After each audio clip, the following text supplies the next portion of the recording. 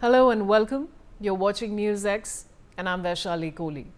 Now, in a significant step to backing consumer protection in India, Anantnag's Food Security Department has imposed a ban on PriyaGold Biscuit brand's Butter Delite biscuit. This was a major move by the FSD under FSSAI Act 2006. Laboratory tests have found beyond permissible levels of a harmful substance sulphite, which is used for preserving foods. Excessive limits of the chemical can have adverse health risks, including respiratory diseases, asthmatic sensitivity, and allergic reactions. Founded by Bala Prasad in the 1990s, the biscuits and other products are sold in more than 20 countries. The ban imposed immediate withdrawal of the biscuit from shelves and e-commerce. Authorities added that market surveillance will continue and further measures will be implemented as necessary to ensure public safety. It's now time to welcome my guests. I have Dr. Sanjeev Bagai, who is a medical health expert. I also have Gautam Mukherjee, senior journalist, joining me on the broadcast. I'd like to go across to Dr. Sanjeev Bagai, who is a medical health expert. Dr. Bagai, I was reading about what sulphite can really do to the body. I'd like you to explain that to our viewers, please. Good evening. So I think sulfites have been present for a very long time in food. They have been used as preservatives, coloring agents to preserve the freshness of the fruits, vegetables. They have a particular code. They are there in dry fruits, vegetables, processed foods, fermented beverages like wine, beer, vinegar, processed meats, sauces, salad dressings, and so on. So it's nothing new. The issue really is in what quantity and what level of prolonged exposure a human body comes to sulfites.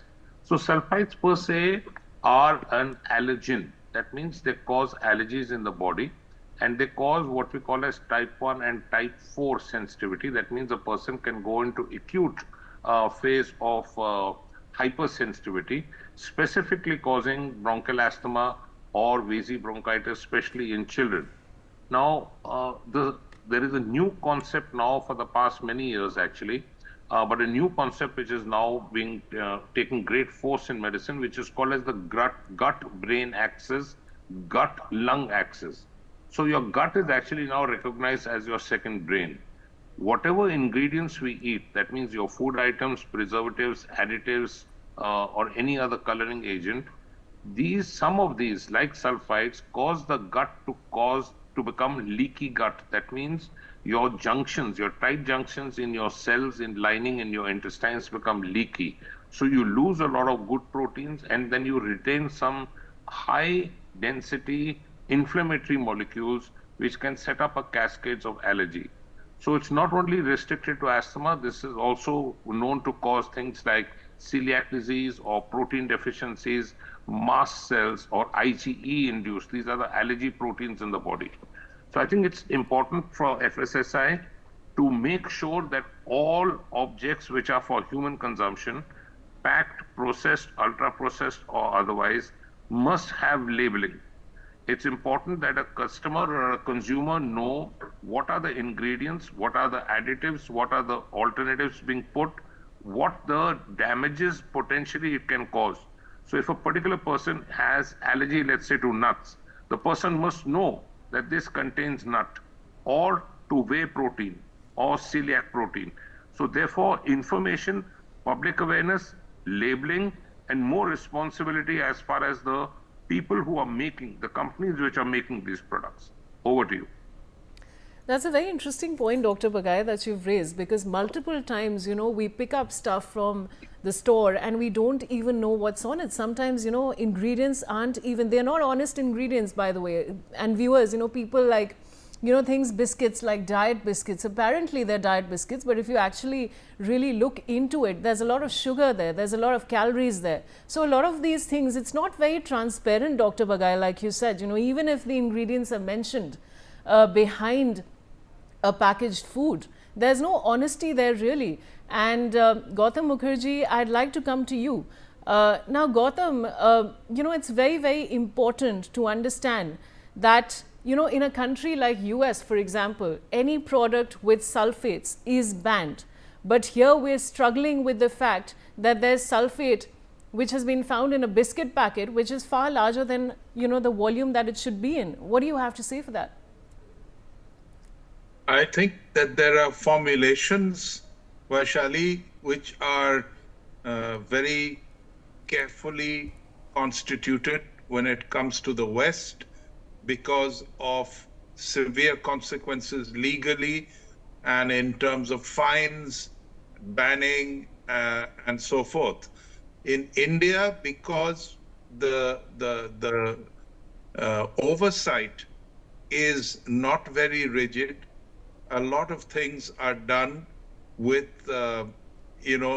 inferior ingredients, ingredients that are likely to cause allergies and illnesses, or knowing full well that even if they are taken off the shelves, the consequences on the companies that have been doing this are not very severe. So, from the consumer point of view, the general idea is to avoid as much of processed food as one can. And if one is going to consume processed foods, consume them in lesser quantities and doses. This is one surefire way of at least lessening the risk. But as such, there is a third world formula which is applied to places like India, and not just for imported goods, but for a lot of things that are made in India. This extends beyond food items into all kinds of machines and cars and so on, which also use lesser specifications in order to reduce prices and carry the weight of more risk as a consequence. If we want to eliminate it altogether, prices will go up. But one of the best ways for consumers to do so is to be as discerning as possible, learn as much as you can, and avoid as much of the processed food, the cars and so forth, which are inexpensive, because that is where they cut back on essential safety features and so on. Vaishali. Gautam, you've made a very interesting point. Of course, the best solution is to avoid packaged food, but look at the kind of addictive quality that this packaged food has really, and it's very, very difficult to get off it. Now, Dr. Bagai, according to you, where does the bigger responsibility here really lie? With the manufacturer, the regulator, or the system itself, according to you? So I think it's public awareness. So we have to be conscious that the companies which are manufacturing any of these products, be it packed food or processed food, ultra processed food, must put out a very, very clear labeling as far as warning is concerned. We know that sugar is inflammatory. We know that excess salt is inflammatory. We know that these objects like sulfites, they alter the metabolism of proteins in your gut and therefore in your lungs and your brains, which we call as methionine and cysteine. These are very essential amino acid components, and these, when they get altered, then you precipitate a cascade of metabolic dysfunctions in the brain, which can have far-reaching consequences. So it also damages your body immunity. So it's a balance between what we call as T cells, controlling cells, and T cells, regulatory cells. So it has an implication on your long-term immunity of your body. So even diseases like dementia, Alzheimer's, Parkinsonism, aggression, depression, all these symptoms, neurologically, cognitive skills, much are dependent upon your gut health. So I think more focus in the coming years is going to come on that. Therefore, it's important that the government gives very clear guidelines. Point number two, implementation must be strict. Any defaulter must face severe penalty. Point number three, the manufacturer has to have it in very, very large bold. Normally, if you have a very fine print, which is in the backside or in the rippled part of a packing, no human being, even with a microscope, can read it. It has to be very, very clear. It has to be, the labeling has to speak to you, so to say. So it has to be visible, it has to be very clear cut, no misleading information, and allergy component in terms of a color code must be there on all items. This is important for biscuits, bread, be it for cheese, processed food, chips, sauces, anything which you have. The disease spectrum is now not only limited to one particular food item, because we know in the human body it causes cross sensitivity.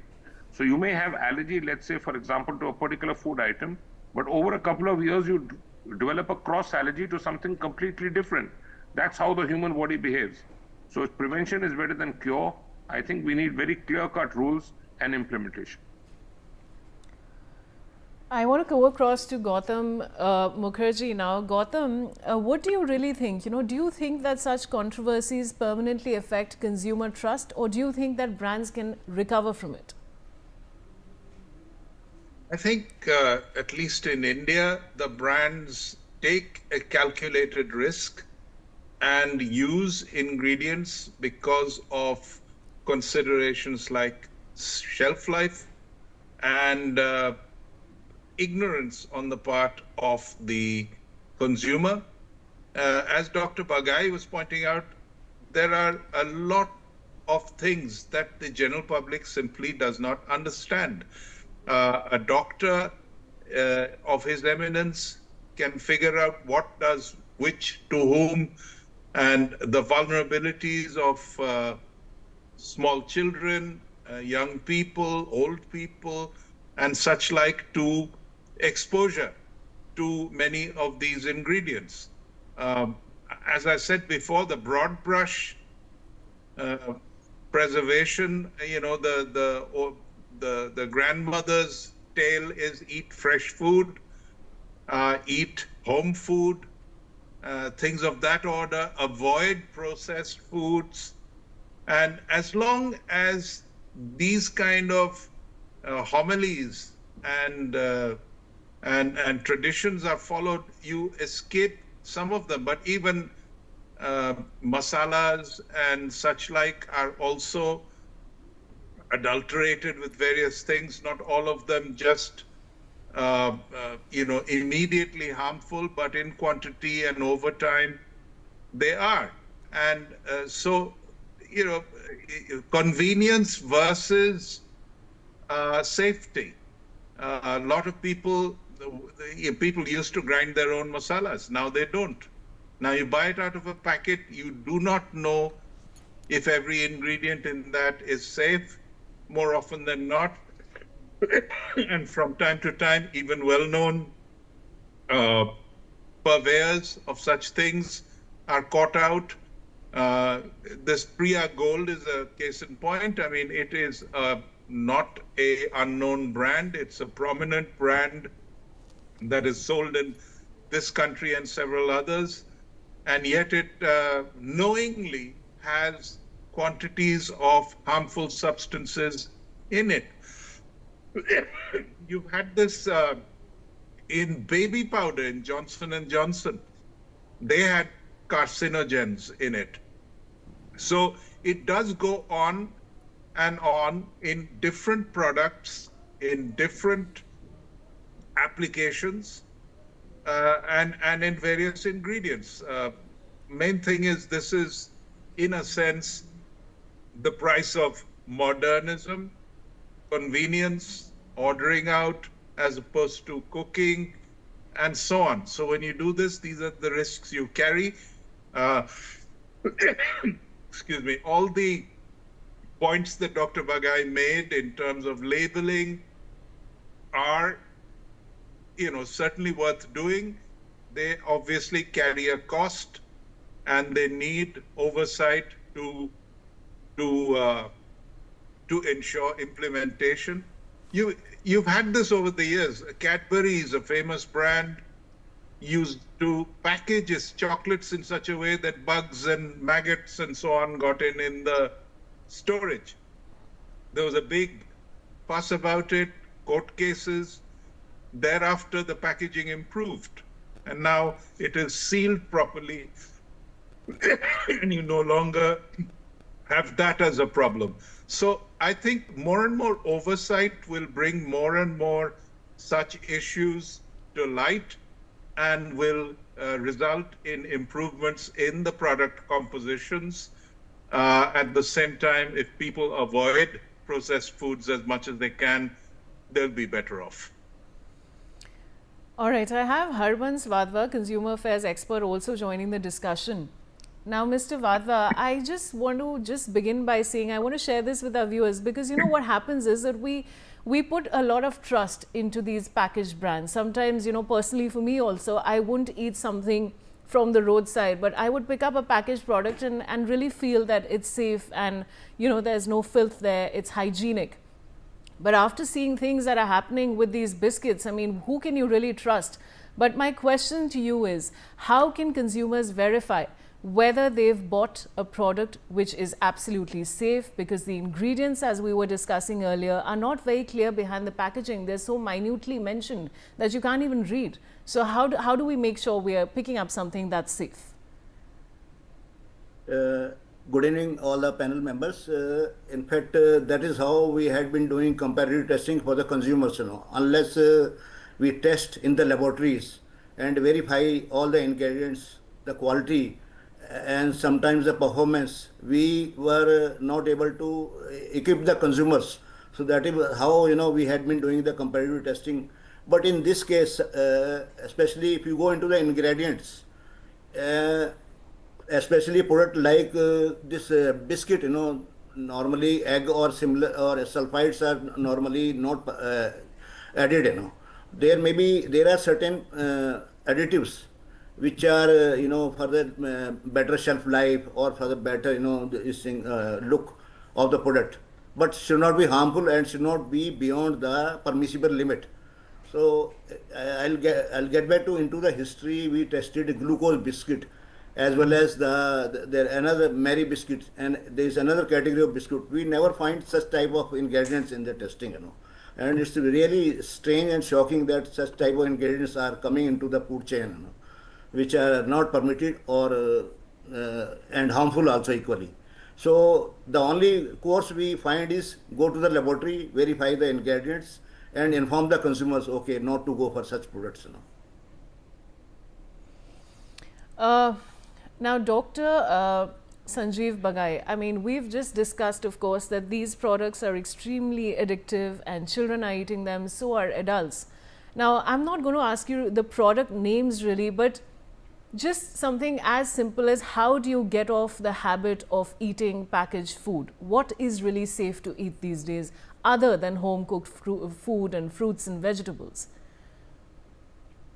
You know, unfortunately, we are living in a state of social media and high connectivity. The first thing which we check is our Wi-Fi on or not.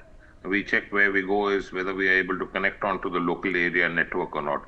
Now, we wake up or before we sleep, we order through Zomato, Blinkit delivers it home. Online and cloud kitchens have this quick habit of delivering food cooked, partly cooked or processed food, ultra processed food. So it's an old saying of quick on the lips and easy on the lips and forever on your hips. So the number one cause of obesity, number one cause of hypertension, salt retention, infertility, heart disease, including heart attacks, hypertension, brain strokes, dementia, Parkinsonism, lung disease, immune problems, not only in adults but even in children, including infertility. No one actually is monitoring the micro nanoplastic, huge hazard. It's a time bomb which is ticking.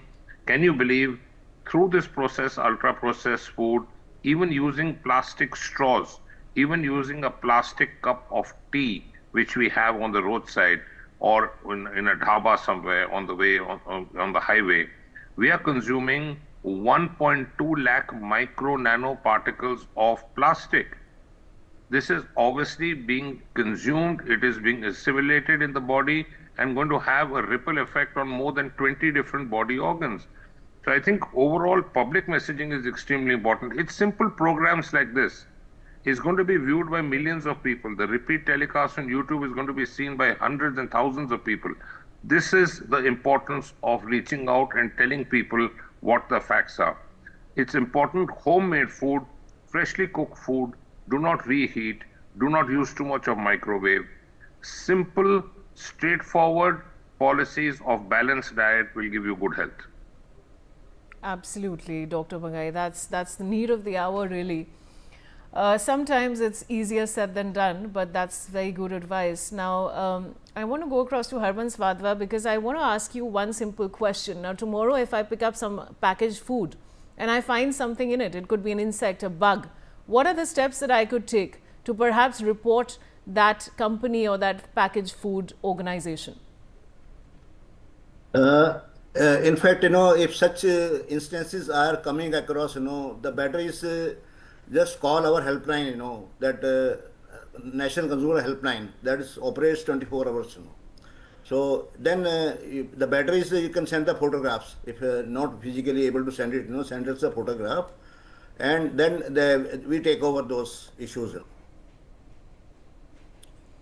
All right. Now I want to go across to Gautam. Gautam, what is the final solution for all of this? Do you think that the company, I mean, what are the kind of penalties that should be imposed on these companies?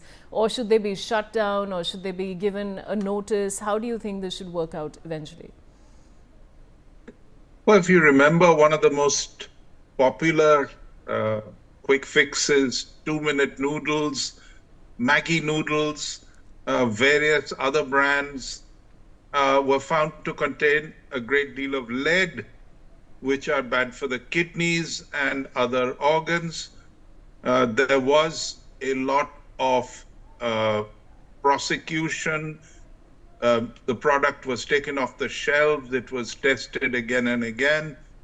So, cut a long story short, what you can do is constantly monitor. The monitoring authorities can constantly monitor various edible items for harmful ingredients or adulteration, and catch the companies that are involved, get those products taken off the shelves, modified, put back after they are safe, while the companies are subject to fines and prosecutions that makes them less cavalier in the way they set about these things. There is no one permanent solution to these things because the situation is evolving constantly. There are more and more products, there are more and more consumers, there are more and more markets. If you have this kind of scrutiny, for example, in the metros, what is to stop these people shoving inferior products into rural areas, into small towns where the scrutiny is less? So really, there's no getting away from all of it. You have to keep at it and catch as many people, find them, prosecute them, modify the products, take them off the shelves. So as long as somebody is all the time watching and doing something about it, I think a lot of improvements. There's no absolute cure, but a lot of improvements can be made. This is how every other country has done it. And as we develop, this is what we have to do as well. Vaishali. Mr. Harbans Vadva, my question to you now is that, how long do such investigations normally take? In fact, when we draw the sample from the market, especially for examining the quality of a product, especially for food products, we come out the result within a week. That's not take more time. Maybe in 2 or 3 days also. Sometime in a day also you can get the test results. And can I add? I raised my hand because I wanted to add what Dr. Sanjeev Bagai has mentioned, that like Zomato and all, there are so many online, these companies are operating, and you cannot. It's very difficult to stop our children. Of course, we can take the domestic cooked food, but the children we cannot stop. But the only the one disadvantage is there, they order excessive food, and I am sure 30 to 50% food is wasted. They are not able to consume that food, and you cannot store it also. Rather, you have to throw it next day. But homemade food or home cooked food, even ourselves, our wives or our children, we try to restore it, okay, so that we can use it next day, maybe later on also. But these food, fast chain foods, we have to dispose it off, and children are not able to consume those food because they're very heavy. There are a lot of oil, lot of fat, and a lot of spices are there in that. So rather, the wastage of food has increased drastically because of this online ordering. Thank you. Now, Mr. Harbans Vadva, I also want to know from you, what are the standard food safety regulations that according to you biscuit manufacturers should follow in India?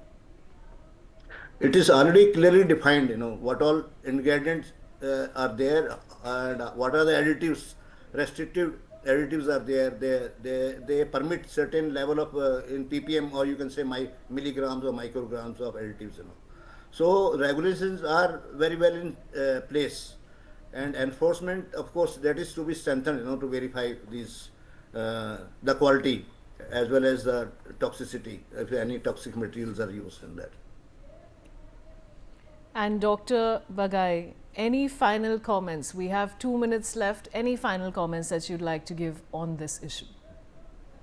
The most important thing is we need to give a public message to our family as one unit.